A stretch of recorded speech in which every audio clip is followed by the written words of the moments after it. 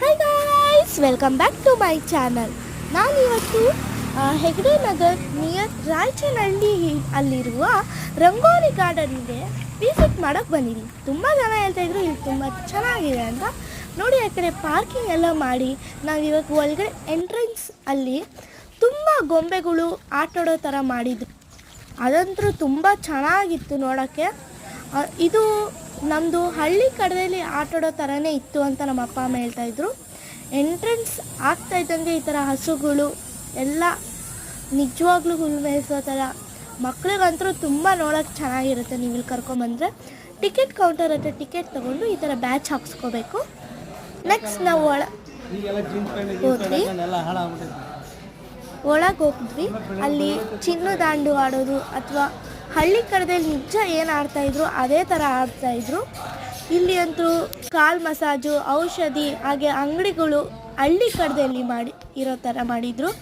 ಅದಂತೂ ನಿಜ ಹಳ್ಳಿ ಕಡೆ ಥರನೇ ಇತ್ತು. ನನಗಂತೂ ನಮ್ಮ ಅಪ್ಪ ಅಮ್ಮ ಹೇಳ್ತಾಯಿದ್ರು, ಅಪ್ಪ ನನ್ನ ಕಡೆಯಲ್ಲಿ ಹಂಗಿತ್ತು ಹಿಂಗಿತ್ತು ಅಂತ ಹೇಳ್ತಾಯಿದ್ರು.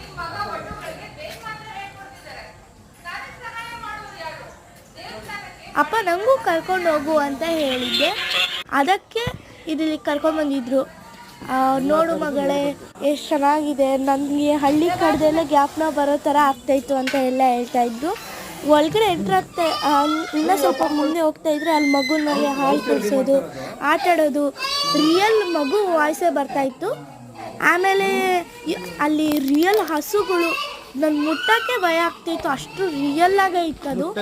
ಅದನ್ನು ಕಣ್ಗಳು ನೋಡ್ತಾ ಇದ್ದರೆ ನನ್ನ ತಮ್ಮ ಹೇಳ್ತಿದ್ದ, ನಿಜ ಹಸುನ, ನಿಜನೇ ಪಾಪ ಹತ್ರ ಹೋಗ್ಬೇಡ ಅಂತ ಇದ್ದ. ಆದರೆ ಅದು ಅಂತೂ ಚೆನ್ನಾಗಿತ್ತು.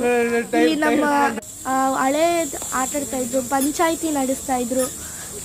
ಅದನ್ನೆಲ್ಲ ಮಗುಗೆ ಸ್ನಾನ ಮಾಡಿಸೋದಾಗಿರ್ಬೋದು ಅಥವಾ ಮಾತಾಡೋದಾಗಿರ್ಬೋದು ನೋಡ್ತಾ ಇರ್ಬೋದಲ್ವ.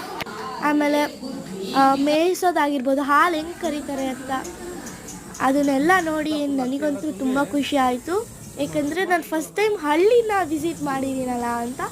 ನಮ್ಮಮ್ಮ ಹೇಳ್ತಾಯಿದ್ರು, ನೋಡು ಮಗಳೇ, ಇದೇ ಥರ ಇತ್ತು ಹಳ್ಳಿ ಕಡೆಯಲ್ಲಿ, ನಿಮಗೇನು ಗೊತ್ತಾಗುತ್ತೆ ಈ ಥರ ಸಿಟಿಯಲ್ಲಿ.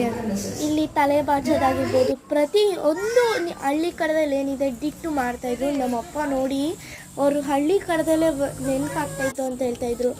ಒಂದು ಬೇಯಿಸೋದಾಗಿರ್ಬೋದು, ತರಕಾರಿಗಳು ತಗೊಳೋದಾಗಿರ್ಬೋದು ಅಥವಾ ಹಸುನ ಮಾರೋದಾಗಿರ್ಬೋದು, ತುಂಬ ಅಂದರೆ ತುಂಬ ಚೆನ್ನಾಗಿತ್ತು. ಆಮೇಲೆ ಕುಸ್ತಿ ಆಡೋದು, ನನ್ನ ತಂಗಿ ಅಂತೂ ಎಂಜಾಯ್ ಮಾಡ್ತಾಯಿದ್ಲು. ನೆಕ್ಸ್ಟ್ ಇಲ್ಲಿ ಹೋಟೆಲ್ ಕೂಡ ಇದೆ. ಊಟ ಎಲ್ಲ ಮುಗಿಸ್ಕೊಂಡು ಹೋಗ್ತಾಯಿದ್ದೀವಿ. ಬಾಯ್ ಬಾಯ್.